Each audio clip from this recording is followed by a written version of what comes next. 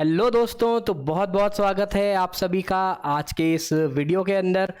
तो हम लोग आज बात करने वाले हैं रेनबो फॉर्मेशन के बारे में। किसके बारे में बात करेंगे? रेनबो फॉर्मेशन की बात करेंगे। ठीक है, आप सभी ने देखा है रेनबो। अब रेनबो हम सभी ने देखा है, क्या आपको पता है कि इसके पीछे का लॉजिक क्या है? रेनबो जो बनता है किस तरह से बनता है? ठीक है, तो यही आज की क्लास में हम लोग पढ़ेंगे। देखो, सबसे पहले तो आपको समझना पड़ेगा कि लाइट क्या होती है, क्योंकि ये जितनी भी चीज़ें हैं ये सब की सब जैसे आप रेनबो फॉर्मेशन ले सकते हो या फिर आप ट्विंकलिंग ऑफ स्टार्स ले सकते हो, ये सब चीज़ें लाइट से ही कनेक्टेड होती हैं। तो आपको पहले तो लाइट के बारे में इंफॉर्मेशन होनी चाहिए। तो लाइट क्या होती है? लाइट बेसिकली एक एनर्जी की फॉर्म है। Light is a form of energy that is responsible for our vision. यानी कि लाइट वो फॉर्म ऑफ एनर्जी है जो कि आपके विजन के लिए रिस्पॉन्सिबल है। यानी आप किसी भी चीज़ को अगर देख पाते हो तो क्यों देख पाते हो? क्योंकि वहाँ पर लाइट है। जैसे मान लो अगर आप किसी डार्क रूम में बैठे हुए हो, किसी ऐसे कमरे में जहाँ पे बिल्कुल डार्क है, कोई लाइट का सोर्स नहीं है, और आपके सामने आपका कोई फ्रेंड बैठा हुआ है, क्या आप उसे देख सकते हो? नहीं, कोई भी ऑब्जेक्ट उस रूम में आप नहीं देख पाओगे। लेकिन अगर मान लो वहां पर किसी ने बल्ब जला दिया या फिर कोई कैंडल जला दी, तो उससे क्या होगा? एकदम से वहां पे आपको चीजें विजिबल होना स्टार्ट हो जाएगी। तो light is a form of energy that is responsible for our vision. ठीक है, अब ये जो एनर्जी है इसको हम कन्वर्ट भी कर सकते हैं। एनर्जी कंजर्वेशन की अगर हम बात करें तो उसके थ्रू हम लोग एनर्जी को कन्वर्ट भी कर सकते हैं। जैसे ये जो लाइट से एनर्जी आती है, यहाँ पर हमने उसे कन्वर्ट कर लिया इलेक्ट्रिकल एनर्जी के अंदर सोलर पैनल्स के थ्रू। ठीक है, हालांकि वो एक अलग चीज़ है, उसके बारे में हम लोग फिर कभी बात करेंगे। तो लाइट आपको आई होप समझ में आ गया होगा। अब इसके बाद देखो, लाइट से रिलेटेड कुछ एक फिनोमिनन्स होते हैं जो कि हमको डिस्कस करने हैं। ठीक है, तभी हम लोग रेनबो फॉर्मेशन समझ पाएंगे। अब मैं कौन कौन से फिनोमिनास की बात कर रहा हूं, देखो। एक होता है रिफ्लेक्शन, एक होता है आपके रिफ्लेक्शन, दूसरा होता है रिफ्रैक्शन, और अगर मैं तीसरे फिनोमिना की बात करूं तो वो है आपका टोटल इंटरनल रिफ्लेक्शन। ये तीन चीजें अगर आपको समझ में आ गई तो आपको रेनबो फॉर्मेशन समझ में आ जाएगा। अब इससे पहले कि मैं आपको सारे ये पॉइंट्स जो मैंने यहाँ पे लिखे हुए हैं एक एक करके इनको मैं डिस्कस करूँ, एक बार मैं आपको थोड़ा सा यहाँ पे ये बताना चाहूँगा कि आप अपनी प्रैक्टिकल लाइफ में कहाँ पर इन चीज़ों को देखते हो। देखो, एक इमेज देख पा रहे हो, यहाँ पे एक ग्लास रखा हुआ है, इसके अंदर पानी पूरा भरा हुआ है, इसके अंदर हमने एक पेंसिल को डिप किया। अब आप इस पेंसिल को देखो, ये पेंसिल आपको थोड़ी सी बेंड नज़र आ रही है। क्या पेंसिल एक्चुअली में बेंड है? नहीं, पेंसिल तो एकदम सीधी है, एकदम ऐसे सीधी है। लेकिन अगर आप इसको वाटर के अंदर, जब ये आपने इसके अंदर पानी भरा और उसके अंदर जब आपने पेंसिल को डाला, अब आप बाहर से देखोगे तो थोड़ा सा आपको ये टेढ़ी नज़र आएगी, बेंड नज़र आएगी। तो इसके पीछे का रीज़न क्या है? इसके पीछे का रीज़न है रिफ्रैक्शन। यहाँ लिखा हुआ है देखो, रिफ्रैक्शन। इसी के साथ आपकी जो इमेज बनती है, जो आपकी इमेज बनती है, जो आप मिरर के अंदर देखते हो अपने आप को, वो दिखाई देता है रिफ्लेक्शन की वजह से। कहते हैं ना हम लोग, हमें हमारा रिफ्लेक्शन दिखाई दे रहा है, तो रिफ्लेक्शन की वजह से आप इमेज को देख पाते हो। ठीक है, इसी के साथ TIR क्या होता है ये भी हम लोग समझेंगे आगे, इसके बारे में मैं आगे बात करूंगा। आई होप अभी आपको ये दो जो चीज़ें हैं ये थोड़ा बहुत आपको समझ में आ गया होगा। हालांकि अभी मैंने पूरा बताया नहीं आपको कि कैसे ये चीज़ें वर्क करती हैं, बस मैंने उसकी एक एप्लीकेशन बताई है। ठीक है, चलिए अब हम लोग नेक्स्ट स्लाइड पे चलते हैं और सबसे पहले बात करते हैं रिफ्लेक्शन ऑफ लाइट के ऊपर। किसकी बात करेंगे सर? रिफ्लेक्शन ऑफ लाइट की। जो पहली चीज़ मैंने बताई है आपको, उसको हम लोग समझते हैं। देखो, रिफ्लेक्शन ऑफ लाइट को अगर मैं बहुत सिंपल तरीके से समझाऊं तो आप सभी ने कुछ इस तरह का गेम ज़रूर खेला है। मतलब कोई गेम नहीं है, लेकिन अगर आपके पास एक बॉल है तो हम लोग उसको ऐसे दीवार पे मारेंगे तो बॉल आपकी तरफ वापस आएगी, आप उसे कैच कर लोगे, फिर दोबारा आप उसे आगे मारोगे, फिर वापस से वो आएगी और आप उसे कैच कर लोगे। तो यहाँ पे आप देख सकते हो ये पर्सन क्या कर रहा है, बॉल को आगे की तरफ मार रहा है और बॉल इससे टकरा रही है और बाउंस बैक हो रही है वापस से उसी डायरेक्शन में। और ऐसा ही कुछ हमारी लाइट रे के साथ भी होता है। जैसे यहाँ पे ये सन है, सन से लाइट रे आई, ये लाइट रे सरफेस से टकराएगी और टकरा के कुछ ऐसे निकल जाएगी जैसे ये बॉल निकल गई, और इसे ही हम लोग क्या बोलते हैं? इसे ही हम लोग कहते हैं रिफ्लेक्शन। समझ में आ गई बात? बहुत आसान चीज़ है। रिफ्लेक्शन में कुछ और चीज़ें हम जल्दी से देख लेते हैं। यहाँ पर ये नॉर्मल होता है, जैसे ये सरफेस है, इसके जस्ट परपेंडिकुलर जो लाइन अगर आप ड्रॉ करोगे तो उसे हम लोग नॉर्मल कहेंगे। ये जो रे है जो ऐसे आ रही थी और जो टकराई इस सरफेस से, इसे हम लोग कहते हैं इंसिडेंट रे। क्या कहते हैं? Incident ray. और ये जो रे है जो ऐसे निकल गई, इसे हम लोग कहते हैं रिफ्लेक्टेड रे। ठीक है, बस इतना ध्यान रख लेना। तो आई होप आपको रिफ्लेक्शन समझ में आ गया होगा। अब इसके बाद देखो, इसके बाद हम दूसरा जो पॉइंट हम देख रहे थे रिफ्रैक्शन, उसको समझते हैं कि सर रिफ्रैक्शन क्या होता है। देखिए गाइस, जैसे रिफ्लेक्शन में क्या हो रहा था, लाइट आ रही थी, टकरा के वापस निकल रही थी। यहाँ पर ऐसा नहीं होगा। यहाँ पर लाइट अपना एक मीडियम से दूसरे मीडियम में एंटर करेगी, अपना मीडियम चेंज करेगी। जैसे यहाँ देखो, यहाँ पर आपको दिखाई दे रहा होगा, ये कुछ ऐसे रे आ रही है और रे आने के बाद ये हल्का सा बैंड हो रही है। मतलब इसको निकलना तो ऐसे था, सीधे सीधे जाना था, लेकिन ये सीधे सीधे नहीं गई, थोड़ा सा बैंड हो गई। तो इसे हम लोग क्या कहते हैं? रिफ्रैक्शन कहते हैं। समझ में आ गई बात? डिफरेंस भी समझ में आ गया होगा आई होप रिफ्लेक्शन और रिफ्रैक्शन के बीच का। ठीक है, अब इसके बाद हमको एक और पॉइंट समझना है जो कि है डिस्पर्जन। देखिए डिस्पर्जन क्या होता है? डिस्पर्जन का मतलब होता है लाइट रे का अपने 7 कंस्टिट्यूएंट कलर्स के अंदर स्प्लिट हो जाना।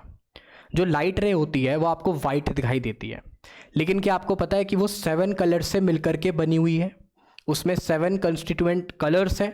कौन कौन से कलर्स हैं? इसके अंदर आपको वॉयलेट कलर दिखाई देगा, इंडिगो कलर दिखाई देगा, ग्रीन कलर दिखाई देगा, रेड कलर दिखाई देगा। ये ऐसे करके 7 कलर्स आपको यहाँ पे दिखाई देते हैं। ठीक है, तो अब जब आप इस लाइट रे को एक प्रिज्म से पास कराते हो तो ये उन्हीं 7 कलर्स के अंदर स्प्लिट हो जाती है। एक साथ अगर ये रहेंगे तो आपको वाइट दिखाई देंगे, लेकिन जैसे ही ये प्रिज्म से बाहर निकलेगा 7 कलर्स पे ये टूट जाएगा। इसे हम लोग कहते हैं डिस्पर्जन। इस फिनोमेना को क्या बोलते हैं हम लोग सर? डिस्पर्जन बोलते हैं। और आपको रेनबो में भी तो इसी तरह के 7 कलर्स दिखाई देते हैं। ठीक है, तो कहीं ना कहीं इससे भी यहाँ पे उसका लिंक है। कैसे है वो हम लोग आगे समझते हैं। अब इसके बाद एक लास्ट चीज़ आपको समझनी है और इसके बाद आपको पूरा रेनबो किस तरह से बनता है आपको टिप्स पर समझ में आ जाएगा। तो देखते हैं यहाँ पर कि टोटल इंटरनल रिफ्लेक्शन क्या होता है। TIR हम इसे कहते हैं, टोटल इंटरनल रिफ्लेक्शन। क्या होता है सर टोटल इंटरनल रिफ्लेक्शन? बहुत आसान है। देखो, जैसे ये लाइट रे थी, ये लाइट रे ऐसे जा रही थी, ये मान लेते हैं ये कोई वाटर है और ये आपके एयर है। वाटर एक अलग मीडियम है, एयर एक अलग मीडियम है। ये लाइट रे आएगी और सीधा निकल गई। अगर आप इसको थोड़ा सा ऐसे एंगल पे पास करोगे तो ये हल्का सा बेंड हो जाएगी और इसे हम लोग क्या कहते हैं? रिफ्रैक्शन। याद करो, यहां पे बताया था मैंने आपको, ये देख सकते हो आप, ये लाइट रे आ रही थी, जाना इसको ऐसे था, लेकिन ये हल्का सा बेंड हो गई। तो यहां पर भी कुछ ऐसा ही होगा। देखो, यहां भी अगर आप इस एंगल पे लाइट रे को पास कराते हो तो जैसे ही ये अपना मीडियम चेंज करेगी, हल्का सा ये बेंड हो जाएगी और ये नॉर्मल से थोड़ा सा दूर बेंड होगी, क्योंकि जब भी लाइट डेंसर से रेयर मीडियम में जाती है तो नॉर्मल से दूर बेंड होती है। ठीक है, जाना इसको ऐसे था, लेकिन ये हल्का सा ऐसे बेंड हो गई। अब आपने क्या किया? अगर आपने ये एंगल चेंज किया, ये वाला एंगल आपने बढ़ा दिया, तो अब क्या होगा? ये जो एंगल ऑफ रिफ्रैक्शन है, एंगल ऑफ रिफ्रैक्शन क्या होता है? वो एंगल जो कि रिफ्रैक्टेड लाइन नॉर्मल से बनाती है। रिफ्रैक्टेड लाइन का मतलब यहाँ पे रिफ्रैक्शन हो रहा है, तो एक लाइन तो इंसिडेंट है, मतलब एक रे तो इंसिडेंट रे है, और जो बाहर निकली है वो कौन सी है? रिफ्रैक्टेड रे है। ठीक है, तो रिफ्रैक्टेड रे क्या होगी? थोड़ा सा यहाँ पे बेंड हो जाएगी। अब आपने क्या किया? इस एंगल को थोड़ा और बढ़ाया, तो ये 90 डिग्री पर बेंड हो जाएगी। कितने डिग्री पर? 90 डिग्री पर। जैसे ये नॉर्मल है तो इस नॉर्मल से अब इसका एंगल कितना हो जाएगा सर? 90 डिग्री हो जाएगा। समझ में आ गई बात? चलो, अब मान लो अगर आपने इस एंगल को और चेंज किया, अगर आपने इस एंगल को और ज्यादा चेंज किया, तो अब जो रिफ्रैक्टेड रे है वो 90 डिग्री से भी ज्यादा बेंड करेगी, और जैसे ही ये 90 डिग्री से ज्यादा बेंड करेगी तो ये वापस से उसी मीडियम में लौट आएगी। समझ में आ गई बात? मतलब आपने हल्का सा एंगल बढ़ाया, ये थोड़ी इधर बेंड हुई, फिर आपने और एंगल बढ़ाया, ये थोड़ी इधर बेंड हुई, फिर ये 90 डिग्री पर बेंड हो गई। अब 90 डिग्री से आगे कहाँ जाएगी? वापस उसी मीडियम में आ जाएगी। ठीक है, तो ये होता है आपका TIR यानी टोटल इंटरनल रिफ्लेक्शन, यानी कि जो लाइट रे है वो वापस से उसी मीडियम में आ गई। तो हमने तीन चीजें देखी, रिफ्लेक्शन देखा, रिफ्रैक्शन देखा और टोटल इंटरनल रिफ्लेक्शन देखा। आई होप आपको तीनों बहुत अच्छे से समझ में आ गए होंगे, और अगर आपको ये तीनों अब समझ में आ गए तो रेनबो फॉर्मेशन समझना बहुत आसान है। देखो अब आपको मैं दिखाता हूँ कि रेनबो कैसे बनता है। तो देखो यहाँ पर सबसे पहले तो होता है लाइट का डिस्पर्जन।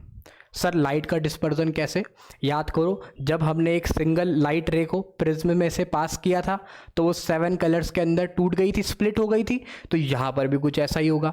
यहाँ पर क्या हो रहा है, ये सन है, ये आपके वाटर ड्रॉपलेट है, वाटर ड्रॉपलेट है, ऊपर क्या है आपके क्लाउड्स हैं जो कि वाटर ड्रॉपलेट से मिलकर बने हुए हैं। अब ये जो लाइट रे है जो सन से आ रही है, ये जैसे ही इसके अंदर पास होगी तो ये एक प्रिज्म की तरह एक्ट करेगा। प्रिज्म में से क्या होता है, लाइट रे को हम जब पास कराते हैं वो 7 कलर्स में स्प्लिट हो जाती है, तो कुछ ऐसे ही यहाँ पर भी आपको 7 कलर्स दिखाई देंगे। और अब क्या होगा, जब ये 7 कलर्स में, जैसे ये लाइट आ रही थी, ये ऐसे 7 कलर्स के अंदर स्प्लिट हो जाएगी। यहाँ पे पूरा बनाया हुआ नहीं है, लेकिन आप थोड़ा सा इसको इमेजिन करो कि 7 कलर्स में ये टूट रहा है। अब क्या होगा, अब यहाँ पर जैसे ही ये रे इससे टकराती है, मतलब दूसरे सरफेस से जब टकराएगी, तो यहाँ पर होगा TIR, total internal reflection. Total internal reflection में क्या हो रहा था कि मीडियम चेंज नहीं हो रहा था। जैसे यहाँ देखो मीडियम चेंज नहीं हो रहा, यहाँ पे ये लाइट रे गई है और टकरा के वापस इधर आ गई, तो इसे हम लोग क्या कहते हैं, टोटल इंटरनल रिफ्लेक्शन। तो यहाँ भी कुछ ऐसा ही होगा कि अब ये जो लाइट रे है ये बाहर नहीं जाएगी, ये वापस से यहाँ पे आ जाएगी, टोटल इंटरनल रिफ्लेक्शन होगा। और फिर जैसे ही ये लाइट रे इधर एंटर करेगी तो अब इसका नॉर्मल रिफ्रैक्शन हो जाएगा, यहाँ पे नॉर्मल रिफ्रैक्शन हो जाएगा। रिफ्रैक्शन मतलब कि भाई जब लाइट रे एक मीडियम से दूसरे मीडियम में एंटर कर रही है तो हल्का सा क्या हो जा रही है, वो बैंड हो जा रही है। तो अब ये जो लाइट रे यहाँ से एंटर कर रही थी, दूसरी तरफ से ये बाहर निकल रही है और 7 कलर्स आपको दिखाई दे रहे हैं। सबसे पहले क्या हुआ, डिस्पर्जन 7 कलर्स में टूट गई, फिर टोटल इंटरनल रिफ्लेक्शन हुआ, और फिर उसके बाद जब ये लाइट रे इस वाटर ड्रॉपलेट से बाहर निकलेगी तो यहाँ पे रिफ्रैक्शन होगा, और रिफ्रैक्शन जब होगा तो आपको 7 कलर्स इस तरह से दिखाई देंगे। ठीक है, तो ये इसी तरह से हम कह सकते हैं कि आपको ये प्यारा सा रेनबो दिखाई देता है। देख सकते हो आप, टॉप पे आपको रेड कलर दिखाई दे रहा है। ठीक है, तो ये जो रेनबो बना है इसके पीछे ये 3 चीज़ें रिस्पॉन्सिबल है, रिफ्लेक्शन, रिफ्रैक्शन और साथ ही साथ आपके टोटल इंटरनल रिफ्लेक्शन और डिस्पर्जन। डिस्पर्जन भी बड़ा इंपॉर्टेंट है, लाइट का अपने 7 कलर्स के अंदर टूटना, तभी तो आपको ये 7 कलर्स दिखाई दे रहे हैं। समझ में आ गई बात? तो आई होप गाइज आपको आज की इस क्लास में जो हमने रेनबो फॉर्मेशन समझा बहुत अच्छे से समझ में आ गया होगा। तो करते हैं आज के इस वीडियो को यहीं पर एंड, मिलते हैं नई वीडियो में एक नए टॉपिक के साथ। तब तक के लिए thank you so much and see you letter.